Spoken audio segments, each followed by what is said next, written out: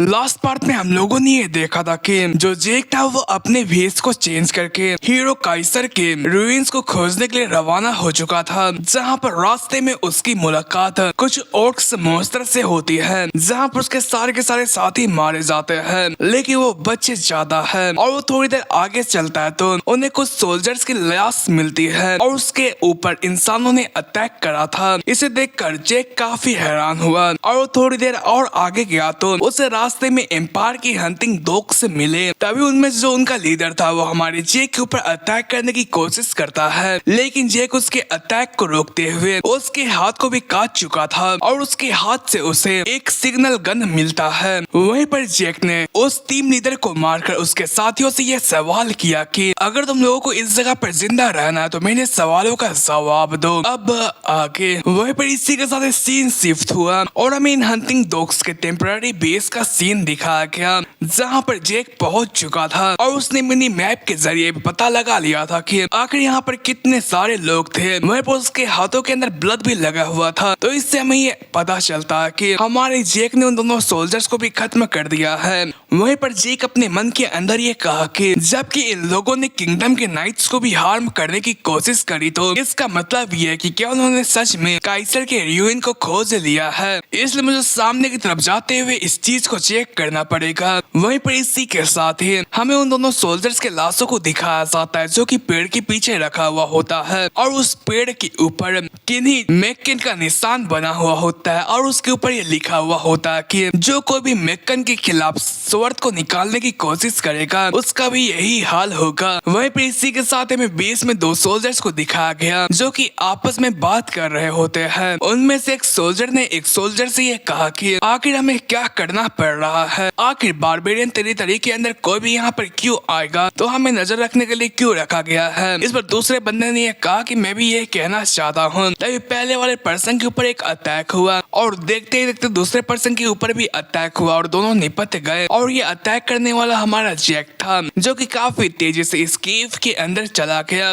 वहीं पर इसका एहसास एक हंटिंग डॉग को हुआ और वो हैरान होकर रुक गया। इस पर आगे वाले हंटिंग डॉग ने उससे ये कहा कि आखिर तुम क्यों नहीं आ रहे हो। इस पर उस हंटर ने यह कहा कि मुझे ये लगा कि यहाँ पर एंट्रेंस से कोई अंदर की तरफ आया है। इस पर पहले वाला पर्सन ये कहा कि मुझे कोई भी आवाज नहीं आई। उसके कहते के साथ ही जो जेक था वो उनमें से एक बंदे को मार देता है और देखते देखते दूसरे पर्सन को भी मार देता है। वहीं पर उसका ये करना ही था कि आसपास जितने भी हंटिंग डॉग्स मौजूद थे वो हमारे जेक को आकर चारों तरफ से घेर लेते हैं। वहीं पर इस सिचुएशन को देखकर हमारे जेक को ऐसा लगा कि उसे अपने पुराने दिन ही याद आ गए। तभी यहाँ पर इन सभी हंटिंग डॉग्स का लीडर आते हुए ये कहता है कि इस बंदे के नाइफमैनशिप को देखकर ऐसा लगता है कि ये साउथर्न का एक हिटमैन है। आखिर तुम किससे बिलोंग करते हो, क्या मैक्किन या फिर पाबेला से? लेकिन चाहे जो कुछ भी हो तुम हमारे हाथों से नहीं बचने वाले हो। अगर तुम अभी सरेंडर कर लेते हो तो मैं तुम्हें इजी डेथ दूंगा। वहीं पर जेक ने उसे ये देखकर ये पता लगा लिया होता है कि जो ये बंदा है वो अभी के वक्त पर ब्लू नाइट है और इसका मतलब ये कि जो ये सारे के सारे लोग हैं वो काफी कमजोर हैं। जब मैं हंटिंग डॉग्स का अपने प्रीवियस लाइफ के अंदर सामना कर रहा था तो वो काफी ताकतवर हुआ करते थे। वहीं पर जेक ने आगे उन लोगों से ये कहा कि क्या मुझे इजी मौत दोगे? मुझे ये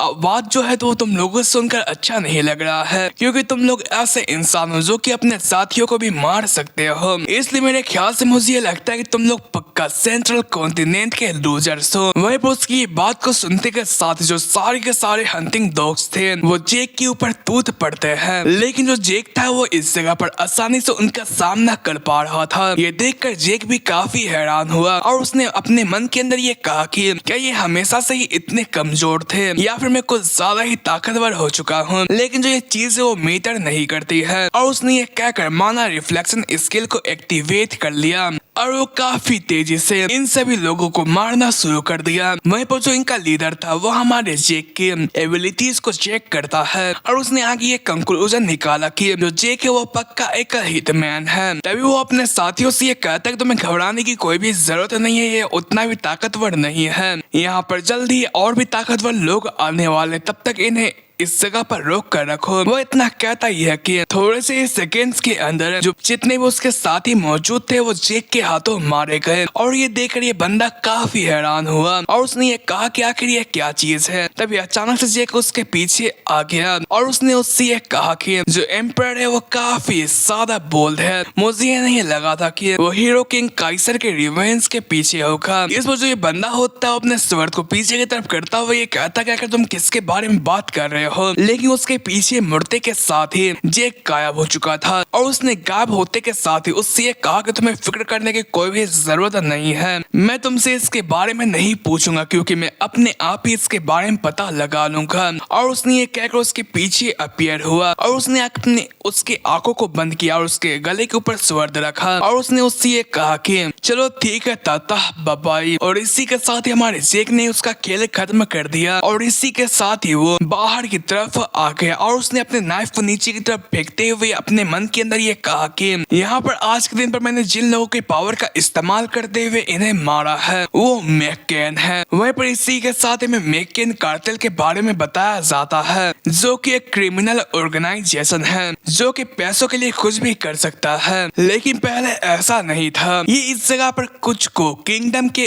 अंदर हुए सिविल वॉर के जरिए हुआ था, जिसके जरिए जो ये मैककेन कार्टेल था वो दो हिस्सों में बट गया और इस कारण से जो ये लैंड था वो पूरे तरीके से बिना किसी लो वाला लैंड बन चुका था। मुझे ये पक्का यकीन है कि भले मैंने इस जगह पर ड्रैकोनियन स्किल का भी इस्तेमाल किया था, लेकिन फिर भी उन्हें ये लगेगा कि जो ये सारा का सारा कारनामा है वो मैककेन का है और मैंने जानबूझकर उनका नाम इस्तेमाल करा है और साथ ही साथ मैंने उनका मार्क भी इस सभी जगहों पर छोड़ दिया है ताकि एम्पायर को ये लगे कि जो ये सारा का सारा कारनामा है वो उस कार्टेल का किया धरा है और मैं आसानी से इससे बच जाऊंगा और इससे मैं इस जगह पर मैककेन को भी एलिमिनेट करने में कामयाब हो सकता हूँ। लेकिन इस चीज से मुझे ये पता चला कि जो एम्पायर है वो मेरे एक्सपेक्टेशन से काफी आगे निकल चुका है और साथ ही साथ मुझे इस जगह पर वहाँ के अंदर एक मैप भी मिला था जिससे कि मुझसे ये पता चला कि एम्पायर ने इन सभी लोगों को एंशिएंट रूइंस को खोजने के लिए रवाना कर दिया है और इस चीज के लिए उसने काफी ज्यादा मेन पावर का इस्तेमाल करा है। उसने सेंट्रल कॉन्टिनेंट के अंदर जितने भी रीजन्स मौजूद थे, चाहे वो कितने ही खतरनाक चाहे वो कितने ही आसान रीजन क्यों न थे,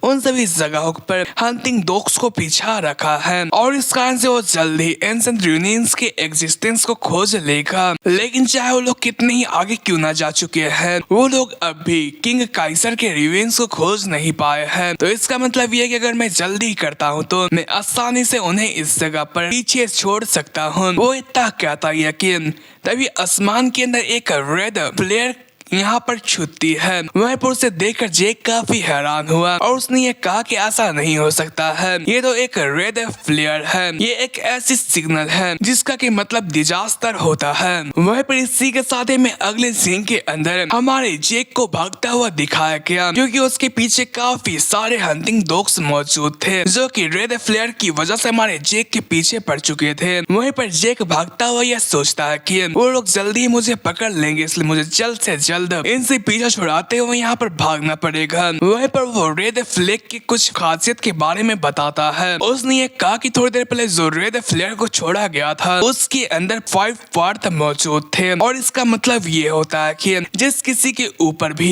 ये टारगेट लगाया गया इस फ्लेयर के जरिए तो उसे किसी भी हालत में खत्म करके रहना है। इसलिए जो ये हंटिंग डॉग होते हैं वो ये फ्लेयर देखते के साथ ही उस बंदे के पीछे पड़ जाते हैं और उसे अपना टारगेट बना लेते हैं जब तक कि वो उसे खोज कर खत्म ना कर ले। और जो ये रेड फ्लेयर होता है वो इसलिए काफी ज्यादा खतरनाक होता है और मेरे पास लाइफ के अंदर मैं ही इसी चीज के कारण मारा गया था, लेकिन जबकि मेरे पास सिस्टम है तो मैं इस जगह पर उनका सामना कर सकता हूँ। वह ऐसा इसलिए कह रहा था क्योंकि जो उसकी सिस्टम थी वो मिनी मैप के जरिए उन सभी बंदों के लोकेशन के बारे में बता दे रही थी। इसलिए एक बंदे के अटैक करने के बावजूद भी अचानक से हमारे जेक ने उसके अटैक को डॉज कर लिया। वह उसके अटैक को डॉज करने करने के कारण वो काफी स्लो हो चुका था, इसलिए और भी जितने भी हंटिंग डॉग्स थे वो उसके पीछे पहुंच चुके थे और वो उसके ऊपर अटैक करने के लिए जाने लगे थे। लेकिन जो जेक था उन सभी लोगों के अटैक को ब्लॉक करता हुआ उनके बीच से बाहर की तरफ निकल जाता है और वो पेड़ के पीछे जाकर छुप गया। वहीं पर उसने आगे यह कहा कि मुझे इसके बारे में पता था, जो ये सारे के सारे लोग हैं वो केव वाले लोगों से काफी ज्यादा ताकतवर है। वहीं पर इतना सब कह ही रहा होता है कि तभी और भी काफी सारे हंटिंग डॉग्स आ चुके थे और वो उसे चारों तरफ से घेर लेते हैं। ये देखकर हमारे जेक ने यह कहा कि जो ये चीज है वो काफी ज्यादा परेशानी वाली चीज है। यहाँ पर उनकी जितनी एबिलिटी है उसके मुताबिक मैं उनसे अभी के वक्त पर भाग तो सकता हूँ, लेकिन अगर मैं ऐसा करता हूँ तो मैं मैकेन के यहाँ पर जितना भी इल्जाम डालना चाहता हूँ वो इस जगह पर बेकार चला जाएगा, इसलिए मुझे ये करना होगा। और उसने ये कहकर अपने गले पर टंगे हुए एक हॉर्न को बाहर की तरफ निकाला और वो इसके जरिए एक जोरदार हॉर्न बजाता है। वहीं पर ये सुनकर जो ये सारे के सारे हंटिंग डॉग्स थे वो काफी हैरान हुए। वहीं पर लोग ये सोच ही रहे होते कि आखिर यहाँ पर क्या चल रहा है। तभी इनका जो टीम लीडर था वो इस जगह पर काफी हैरान हुआ, क्योंकि हमारे जेक ने अपने पास से स्मोक बॉम्ब्स निकाल लिए थे और उसे नीचे की तरफ फोड़ता हुआ स्मोक के अंदर गायब होने लगा। ये देखकर टीम लीडर ने यह कहा कि वो हमें डिस्ट्रैक्ट कर रहा था इस आवाज के जरिए, जल्दी करो और उसके ऊपर अटैक करो। वहीं पर जो लोग थे वो उसके ऊपर अटैक करने के लिए जा ही रहे होते हैं, लेकिन जो जेक था वो इन स्मोक्स का फायदा उठाते हुए यहाँ पर से काफी दूर चला गया। लेकिन जो टीम लीडर था वो अब भी हार नहीं मानता और उसने सभी को ये ऑर्डर दिया कि तुम लोगों को घबराने की कोई भी जरूरत नहीं है, वो हमसे ज्यादा दूर नहीं भाग पाएगा। लेकिन चाहे जो कुछ भी हो अपने गार्ड को डाउन मत करना और तुम्हें कहीं पर भी सस्पिशियस मोमेंट मिलता है तो हम सभी को इसके बारे में इन्फॉर्म करना। वहीं पर उसकी बात को सुनकर जो कुछ सोल्जर्स थे वो इस जगह पर से रवाना हो गए। वहीं पर टीम लीडर ने अपने मन के अंदर ये कहा कि मैं उसकी कोई भी ट्रेस को सेंस नहीं कर पा रहा हूँ, लेकिन क्या सच में उसे ये लगता है कि वो हमारी साइड को ब्लॉक करते हुए यहाँ पर से रिट्रीट कर सकता है। वो सब सोच ही रहा था कि तभी जो उसके एक साथी का जो डेड बॉडी होता है वो उड़ता हुआ उसके साइड से पीछे की तरफ जाता है। ये देखकर ये बंदा काफी हैरान हुआ, क्योंकि यहाँ पर बारबेरियंस आ चुके थे जो कि इन सभी हंटिंग डॉग्स का चटनी बनाना शुरू कर चुके थे। ये देखकर ये बंदा काफी हैरान हुआ, क्योंकि उन लोगों ने कोई भी ऐसा कारनामा नहीं करा था जिसके जरिए जो ये बारबेरियंस थे वो काफी गुस्सा हुए। वहीं पर इसी के साथ में एक हंटिंग डॉग को दिखाया गया जो कि एक बारबेरियन के ऊपर अटैक करने के लिए जाते हुए कहता कि आखिर तुम जैसे गवार लोगों की हिम्मत कैसी हुई हमारे ऊपर अटैक करने की। वहीं पर वो अपने स्वर्ण से उसके शरीर को काटने की कोशिश करता है, लेकिन उसका शरीर था वो इतना ताकतवर था कि वो एक भी कट नहीं लगा पाता और जो ये बारबेरियन था वो उसके सर को मुक्का मारते हुए कुचल देता है। वहीं पर ये देखकर टीम लीडर की भी फट चुकी थी और उसने अपने मन के अंदर ये कहा कि हम लोग काफी ज्यादा खतरे के अंदर, इसलिए मैं ना चाहते हुए ये चीज करना होगा। और उसने ये कहकर एक फ्लेयर को आसमान के ऊपर छोड़ा और उसने ये कहा कि हम लोग अब रिट्रीट करने वाले हैं। वहीं पर उसकी बात को सुनकर जितने भी हंटिंग डॉग्स थे वो इस जगह पर रिट्रीट कर जाते हैं और ये देखकर जो ये बारबेरियंस थे वो भी उनके पीछे रवाना हो गए।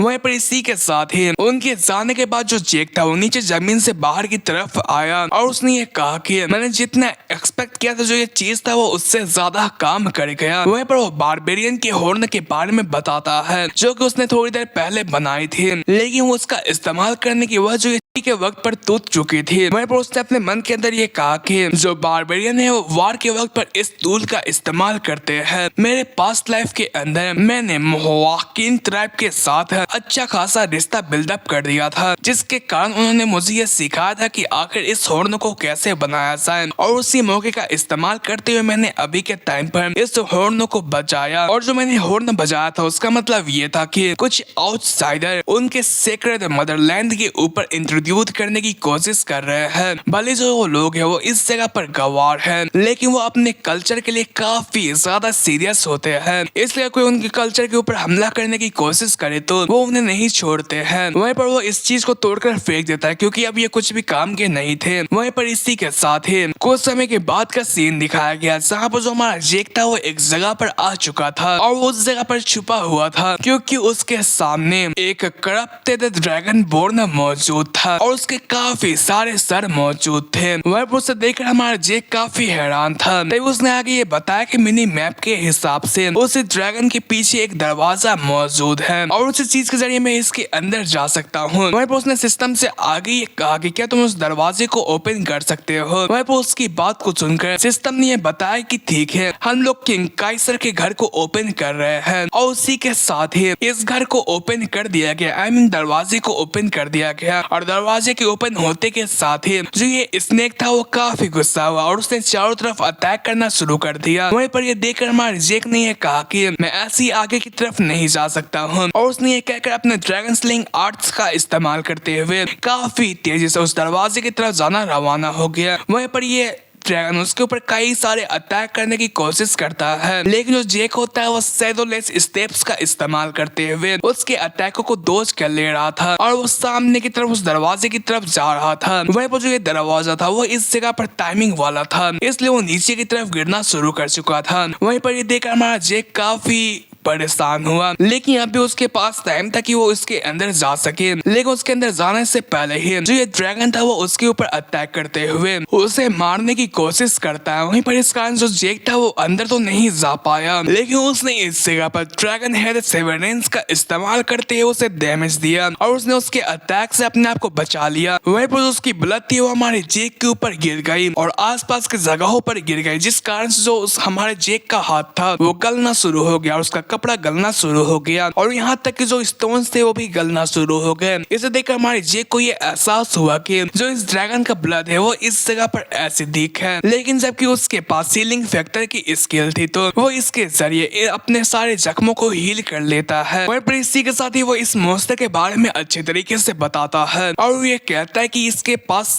9 सर है और उसके पास एसिडिक ब्लड भी मौजूद है। तो इसका मतलब ये है कि ये 9 हेडेड ड्रैगन हाइड्रा है, जिससे कि पास्ट लाइफ के अंदर मेरे मास्टर को भी इसे हराने में काफी दिक्कतें आई थी, लेकिन चलो इस बार इसे ट्राई किया जाए। और वो ये कहकर इस 900 ड्रैगन का सामना करने के लिए उसके सामने खड़ा हो गया और इसी के साथ ही हमारे आज का एपिसोड की एंड होती है। आई होप कि आपको ये पसंद आया होगा। तो चलिए मिलते हैं नेक्स्ट एपिसोड में, तब तक के लिए sayonara, take care and bye bye.